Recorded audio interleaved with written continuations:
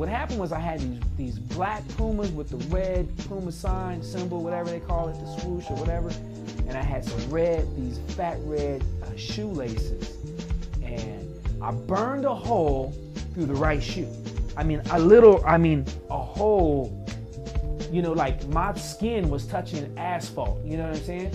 And so what I started to do is, after about a month of school, I would take the sock, my long sock, I would pull it down and then I would flip it over my foot. And so this way, this would give me enough cushioning and padding. And by the end of the day, I had burned, you know, through the sock, but I was good, you know what I'm saying? And so I told my mom, I was like, Mom, I got a hole, you know? She was like, well, Michael, what am I supposed to do? I don't have any money to buy you some shoes.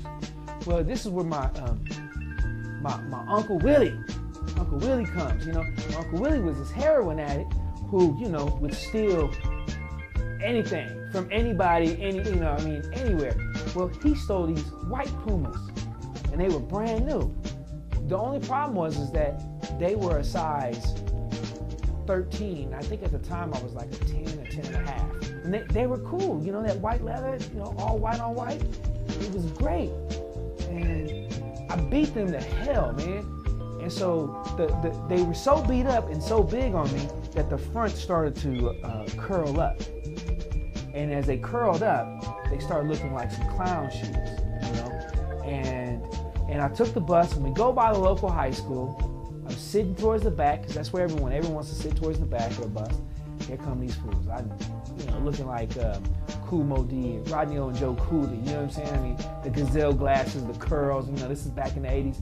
They get on the bus is packed, and they just, dude saw my shoes, and he just went in on me. I mean, he went in on me, and he wouldn't stop. And after a while, at first I was laughing with him, but you know, I was by myself. I'm a 7th grader. These are older dudes. I'm not trying to, I ain't trying to get into no fights or nothing. You know, I'm a nice kid. And he just keeps on going. Next thing you know, all the adults on the bus are laughing. Even a bus driver. Bus driver. Everybody's laughing. And man, after that 10 or 15 minute ride, by the end of the ride, man, I'm crying. I got tears, and I remember, never forget, I put my hoodie over my head, and I just put my head down, and I was just, I was sad.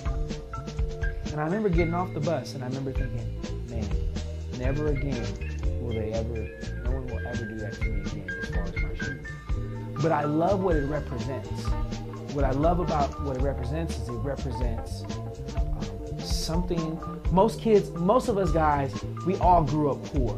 We didn't have the money to get the shoes that we wanted. So for us, it represents a sense of accomplishment. It represents a sense of us like saying, I've made it. I've arrived, you know what I'm saying? And there's no better feeling in the world than when you know that you've made it and you have that pair of shoes on your feet and you walk somewhere and someone says,